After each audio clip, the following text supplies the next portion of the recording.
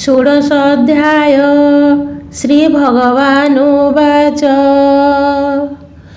बोलन्ति कमलारमण उद्धव सावधाने शुण ए ज्ञान जुग ए जगते ज्ञानी साधन्ति एई मते ए पुण बहुदिने सिद्धि जुग प्रकाशे नाना विधि एणु भकत जुगी जने साध्य करन्ति अल्प दिने निकटे खटे सर्वसिद्धि अष्टांग जुगे ए प्रसिद्धि एमन्ते कृष्ण मुख शुणी उद्धव कहे मंजुवाणी उद्धव उवाच शुण हे कमलारमण अशेष ब्रह्मांड कारण केउ धारणा केउ मते ज्ञानी साधन्ति ए जगते भक्ति लक्षण बाकेते सर्वनिर्णय कह मते। श्री भगवानुवाच कृष्ण कहन्ति अनुमाने शुण उद्धव सावधाने संसारे अष्टादश सिद्धि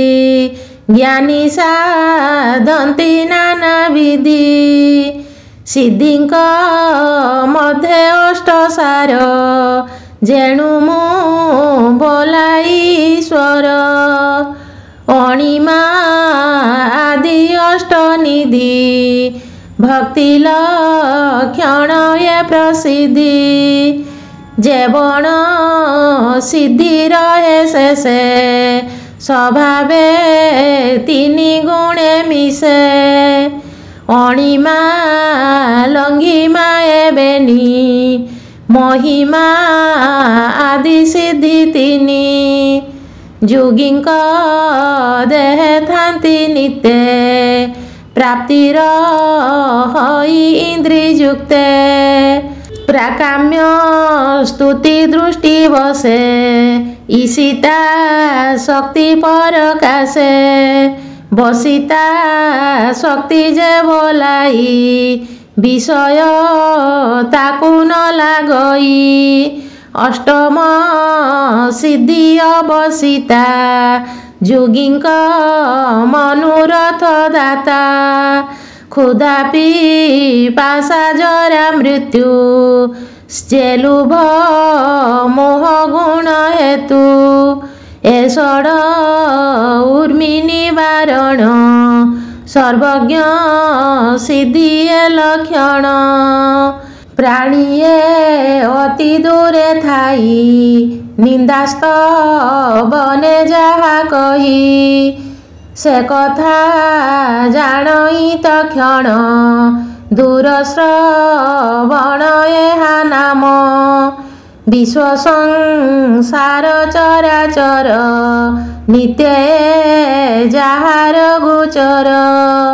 उद्धव सावधाने शुण दूरदर्शन ए लक्षण मनहु बेग देह गति ए सिद्धि मन च कहन्ति जे काम रूप सिद्धि कही कल्पिते देह प्रकाशई चतुर दश सिद्धि शुण जे पर काय प्रवेशन इच्छा मरण जेबे होई स्वच्छंद मृत्यु सिद्धि सेहि देवंक संगे विहरई मरण सिद्धि ताकु कही मन कल्पिते फल पाई संकल्प सिद्धि से बोलाई ध्यान धारणा जुग बळे जहा कहती अवहेले अन्यथा नुहई से पूर्ण वचन सिद्धि तार नाम ए सिद्धि अष्टादश जान सामान्य सिद्धि एबे शुण भूत भविष्य वर्तमाने जुगी जानती जुग ध्याने ए सिद्धि त्रिकालज्ञ नाम आबर सिद्धि एबे शुण शीतवर सागर्म बात ताहांकु न करई ग्रस्त जेणे त्रिविध ताप नाही आद्यांत सिद्धि से बोलाई प्राणींक चित्ते जेणे बाणी चित्तज्ञ सिद्धि तावख्याणी अनल तपन जलधि एपरे विष शस्त्र आदि ए सर्व जेणे न बाधई विष्टम्ब सिद्धि ताकु कही पर रिपु बळे अजय हई सर्वकाले शुण उद्धव मन देई अपराजय सिद्धि सेहि सकल सिद्धि तग्रते कहिली उपदेश मते जेउ धारणे जेउ सिद्धि शुण कहिबा यथा विधि जे भूत सूक्ष्मे देई मती धारणा जुगे मते चिंती एणु से सूक्ष्म रूपे रही अणिमा सिद्धि से लभई महत रूपे मते चिंती महिमा सिद्धि से लभंती सकल भूत मध्य मोहि अणुप्रमाणे प्रकाशई से रूपे जुग बळे ध्याई लंघिमा सिद्धि से लभई अहंकारण रूपे मते साधई इंद्रिय संयुते चित्ते धरई जुग बळे से व्याप्ति सिद्धि लभेळे जे क्रिया भावी सर्वभूते ईशिता सिद्धि लभे नित्ये सकल ऐश्वर्य धाम तृतीय रूपे नारायण धारणा जुगे चित्त धरी बसिता सिद्धि वश करी निर्गुण ब्रह्म रूपे मते मननी बेसी शुद्ध चित्ते आनंदे मोर पाद ध्याई से कामा बसाई तापाई क्षीर जलधि मध्य स्थान बलाई श्वेत दीप नाम से स्थान मध्य मोर धाम नील जल दनु श्याम से रूप चिंती जुग बळे जिणई षड उर्मी हेळे आकाश प्राय शून्य रूपी मुथाई सर्वभूते व्यापी जे मते सर्वरूपे भावे दूर श्रवण हेळे लभे चक्षु जुगल सूर्य थोई नयने सविता बसाई बेनी संयुग मध्य गते मते ध्यायिब दृढ चिते से सूक्ष्म दृष्टि सिद्ध सकल विश्वास देखई मन वचन देह प्राण देई जे भजे मो चरण मनर संगे तागमन ए सिद्धि मनुज बनाम अचिंत्य शक्ति मो चरण धारणा जोगे करी ध्यान जे रूप कल्पयिता मने से रूप हई तत्क्षणे शुण उद्धव साधु धीर जे काम रूपे जुगेश्वर पर शरीर शून्य देखी ता देहे आत्मा उपलक्षी ध्यान करई मोर पादे शरीर देखी अप्रमादे पसई तार देहे जाई काया प्रवेश सिद्धि एहि मरूपे ब्रह्ममय ध्याने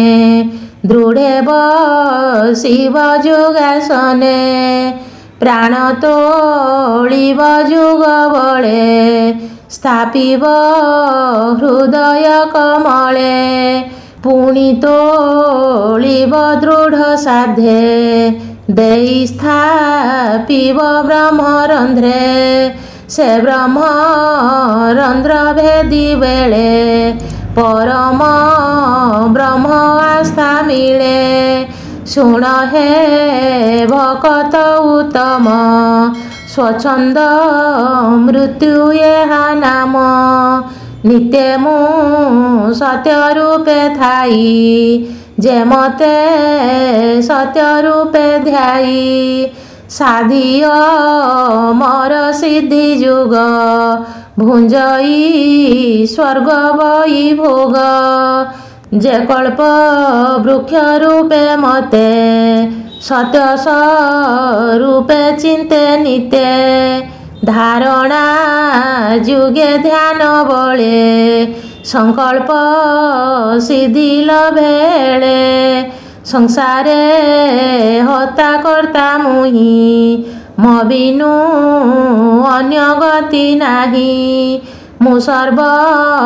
आत्मा अधीश्वर मोहर नाही परापर हेमंते धारणा धियाने साध्य करंती जोगी जने ए अष्ट गुण सिद्धि जेते किंचिते साधंती मो भक्ते मो नाम श्रवण कीर्तने साध्य करंती अल्प दिने संसारे जेते वस्तु भाव ताहांकु नुहई दुर्लभ ए जेते सिद्धि अष्टादश जुगिंक विघ्न उपदेश भक्ति बढ़े ज्ञान जुगे ए विघ्न आचरंती वेगे जे जुगी सिद्धि पथे जानती व्यर्थरे दिन से हरंती भक्ति मार्गे ज्ञान जुगे ज्ञानी लभंती सिद्धि वेगे मुशेष कल सिद्धि दाता आत्मार गति पिता माता मतहु सर्वसिद्धि स्फुरे जे ज्ञान जुग ए संसारे मु सर्वपति हे उद्धव जे सांख्य जुग कर्म भाव सकल प्राणींक गोचरे मु अछि अंतर बाहारे मुहि से सर्वभूत राशि अंतर बाहारे प्रकाशी ଧରଇ ଆତ୍ମା ରୂପେ ସର୍ବ କେ ଜାଣି ପାରେ ମୋର ଭାବ ସକଳ ପ୍ରାଣୀଙ୍କ ଗୋଚରେ ମୋ ବିନୁ ଅନ୍ୟ ନାହିଁ ପରେ ସକଳ ସିଦ୍ଧି ଗୁଣେ ମୁହିଁ ମତହୁଁ ଅନ୍ୟ ନାହିଁ କେହି ହେମନ୍ତ କହି ଭାବଗ୍ରାହୀ ସଦୟେ ଉଦ୍ଧବଙ୍କୁ ଚାହିଁ ସେ ହରି ଧ୍ୟାନ କରି ଚିତ୍ତେ ଶ୍ରୀ ଏକାଦଶ ଭାଗବତେ ବ୍ରାହ୍ମଣ ଜଗନ୍ନାଥ ବଣି ଭକତ ପ୍ରେମ ତରଙ୍ଗିଣୀ। ଇତି ଶ୍ରୀମଦ୍ଭାଗବତେ ମହାପୁରାଣେ ପାରମହଂସ୍ୟାଂ ସଂହିତାୟାଂ 82 ଏକାଦଶ ସ୍କନ୍ଧେ ଶ୍ରୀକୃଷ୍ଣ ଉଦ୍ଧବ ସମ୍ବାଦେ ସିଦ୍ଧିଯୁଗ କଥନଂ